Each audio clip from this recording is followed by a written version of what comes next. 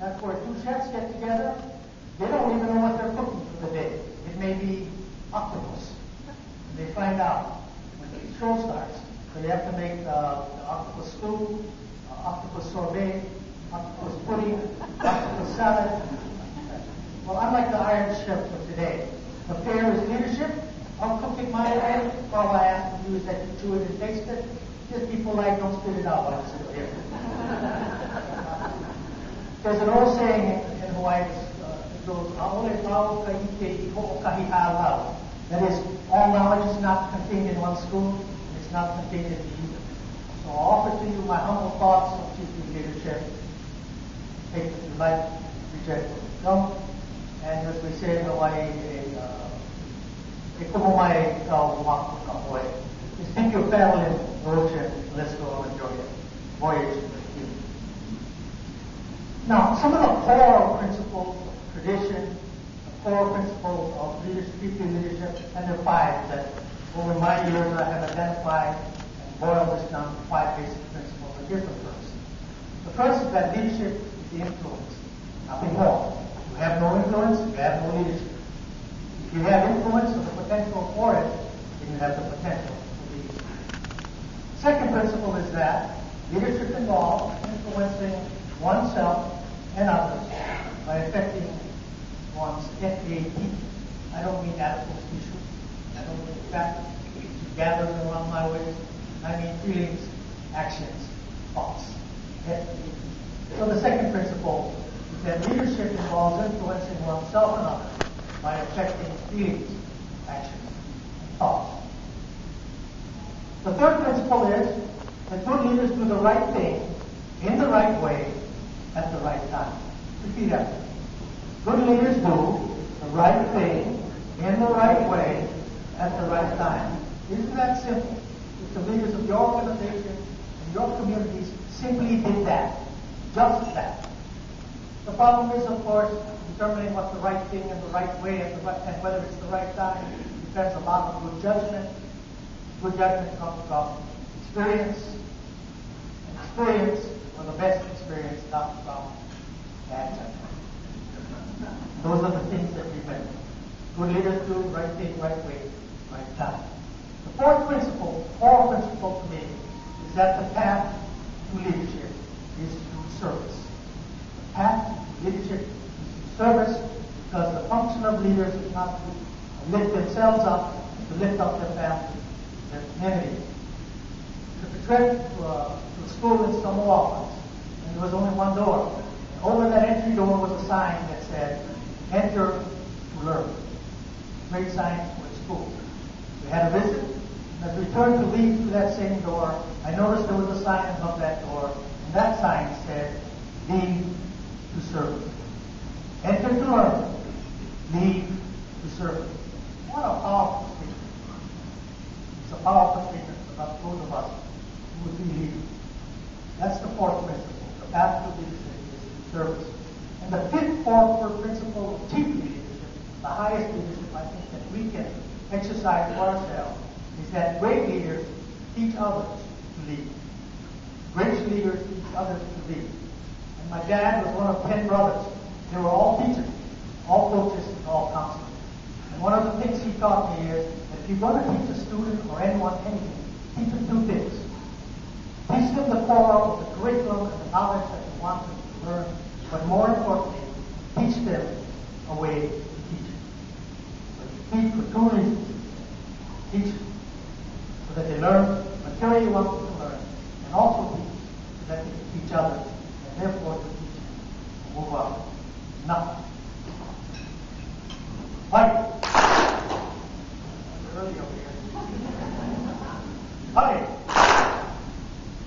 Fight. Tupa. Tupa. Tupa. All right, now we're together. We've talked about the five core principles of leadership, which I think are extremely important. Let's now talk about what I think are the key qualities, the key attributes of leadership. And I boiled these down to 5 attributes, and they all start with C, so they're easy to remember. Now, after every speech I give that has the 5 C's in it, somebody comes up and wants to give me 2 or 3 more C's. A couple of weeks and maybe a cute. Now, it's not that I'm close-minded about this. It's just that these are my 5 C's. I just have to like the list. If you want to make a list of 5 B's, 4 Q's, and a Z, be my guest. But I share with you for now what my 5 C's are. And here are my 5 C's. The first C is character. Character. Character defined as a set of values, a code of conduct that you believe in, that you know, that you live by. And if they are to be valuable to our community, they must be community values, which our communities hold dear. I know a lot of people with different values. I know a lot of leaders who are characters, but they don't have character. And there's a difference, but they don't know the difference. So we have a Hawaiian word for that, and a Hawaiian word for that is ono. And ono has a huge definition. It means justice, it means values, it means character, it means everything that is right and true, proper. So the first C on my list, that's a key attribute of chief leaders is character. The second C is courage. Those much wiser than I have said, courage is the ladder upon which all other values surmount. Courage is the ladder upon which all other values surmount. Because if you lack courage, even if you have character, you will be unable to act in ways that support your own values. Thomas Jefferson once said, in matters of style, swim with the current. In matters of principle, stand like a rock. He was talking about the courage of living the values which are important. That's the second C, courage. The third C of chiefly leadership is commitment. It's a commitment to ideas, to ideals, to people, to organization, to your family, to your community, to your land. Commitment in every way you can commit. And we have, by the way, a Hawaiian word for courage is koa. Koa means warrior, and koa is a great tree in the forest, immovable. For the Hawaiian word for commitment, there are a couple of words for that, and they're interesting. The first word is kupa. Kupa. And kupa means to stand fast, stand like a rock. There's another word, which is onipa.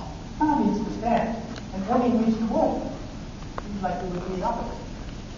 Onipa means to move steadfastly forward when you have to move and not be denied, not be stopped by anything that gets in your way. That's commitment. That's commitment. The fourth C is competence. One word for that is makaukau, and makaukau. Competence. Competence means the fusion of education, of experience, of hard work. It means to be good at what you're supposed to be good at. And our native people, I'm sure you have the same tradition. I have friends my age who were taught by their grandfather how to fish. And part of fishing is to repair the nets, because your net is older. And so my friend said when he was young, his grandfather taught him to repair the net. And he repaired the net. He brought it to his grandfather, and he was quite proud of it. Because he was a young man and he had done well.